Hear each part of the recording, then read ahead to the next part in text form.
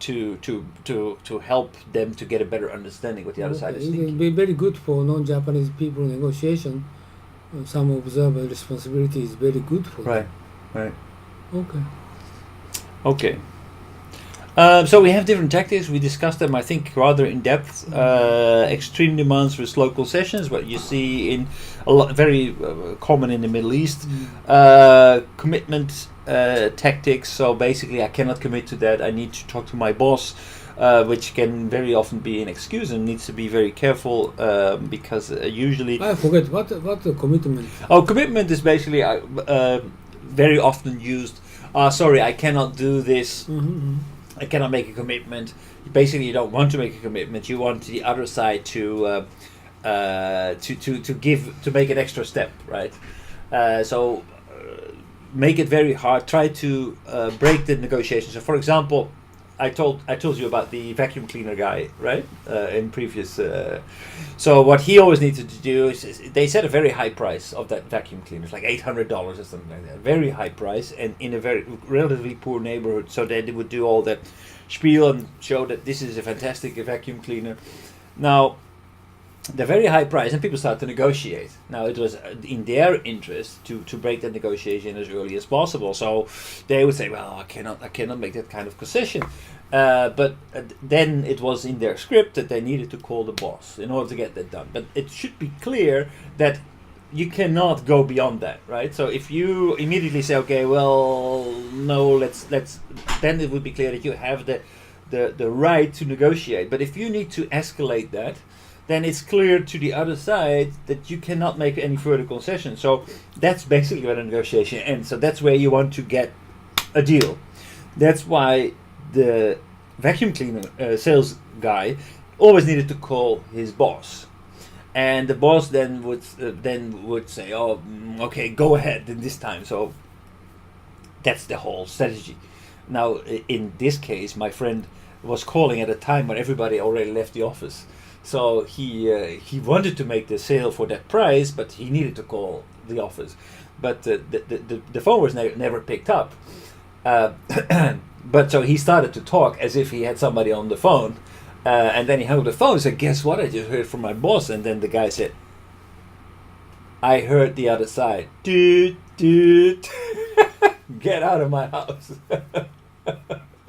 So commitment tactics is we cannot release to my boss, so I cannot compromise. The commitment tactics is that, okay, sorry, I cannot take responsibility for that. So I need to escalate it. So I cannot make that concession. That could be an effective strategy, but you have to be careful because a negotiator, a professional negotiator, will, in that case, stop the negotiation and start to look for somebody who can make that decision and will not do any business with you because it is it means perceived in Europe. Neglect commitment tactics. Right. So exactly. So basically, in that case, they recognize it as a tactic and say, "Okay, I don't want to negotiate that way." Basically, if we cannot negotiate a normal way, if we cannot wheel and deal, if you cannot make that kind of decision, I need that decision from you. Otherwise, we cannot make a deal. That's why I'm not going to waste my time. I'm going to. I need to talk to somebody who can make that decision directly. Otherwise, we cannot continue negotiations. So you have to be careful with that. And the problem with that is that in Japan, very often that happens if you are negotiating in on behalf of your organization. Very often, a negotiator doesn't have that leeway to make those decisions, which is honestly so. It's not a tactic. But Japanese typically they don't have no leeway. Right.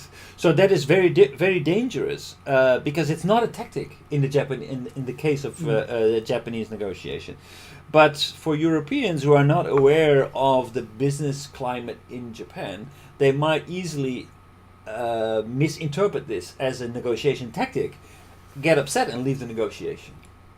So you have to be very careful that as a Japanese side, you make clear to the other side that decisions always need to be escalated, no matter what is being discussed. It's not a tactic. It is a clear way that we negotiate. You told me like a carpet dealer in Iran. Yeah, yeah. Last week? In I Turkey. remember I tried to buy Thai in Italy, Mm. but I don't know how much they can reduce price for me Mm. and negotiate pricing down. Mm. At the end, he told me, I don't want to sell this to you. Yeah. Then that is the resort price. Yeah. Okay, I'll buy it.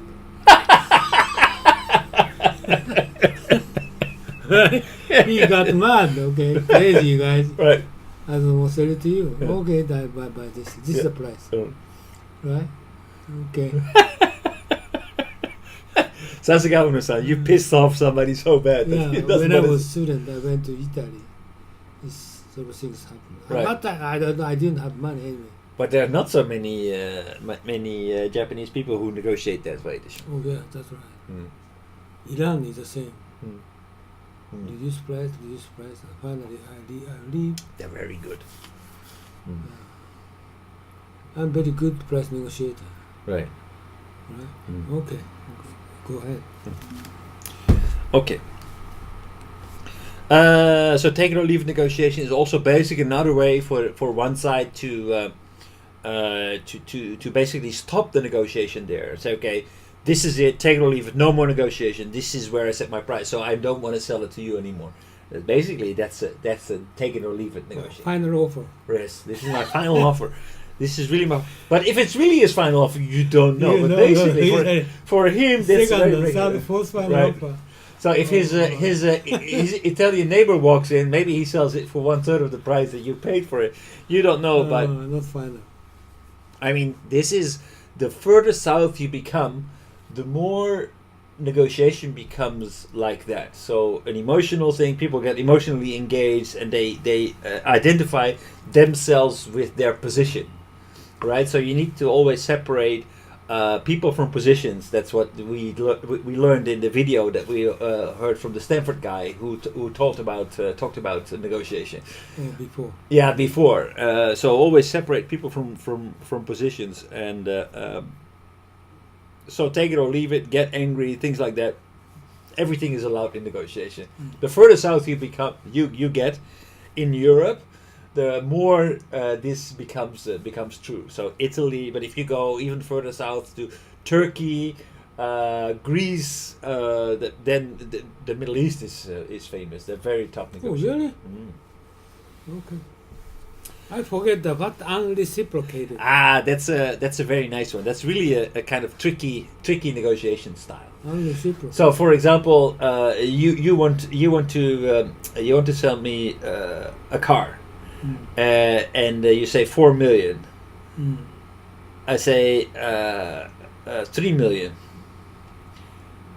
and then you say basically if you make it 3.7, you can have it. Mm. I said okay. Right. Going down the price. Yeah, right. So basically, actually, you are making.